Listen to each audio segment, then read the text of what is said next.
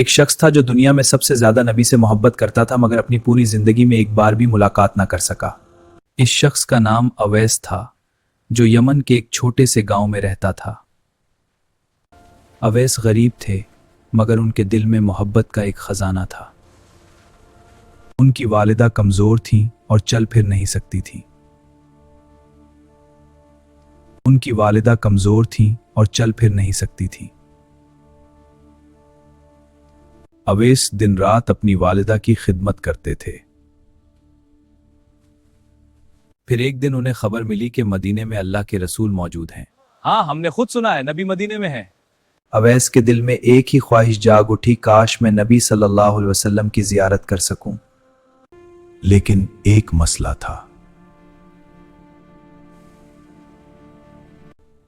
اگر وہ سفر پر جاتے تو ان کی بیمار والدہ کی خدمت کون کرتا؟ محبت ایک طرف تھی اور ماں کی خدمت دوسری طرف۔ آخر کار انہوں نے اپنی والدہ کو ترجیح دی۔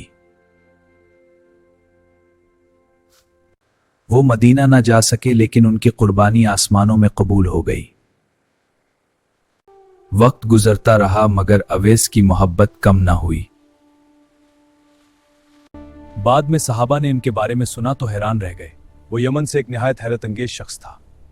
ایک ایسا شخص جس نے نبی صلی اللہ علیہ وسلم کی محبت میں زندگی گزاری اور ماں کی خدمت میں اپنا سب کچھ قربان کر دیا۔ دنیا نے انہیں بعد میں پہچانا لیکن اللہ نے انہیں پہلے ہی پہچان لیا تھا۔ حضرت اویس کرنی کی زندگی ہمیں سکھاتی ہے کہ ماں کی خدمت کبھی ضائع نہیں جاتی۔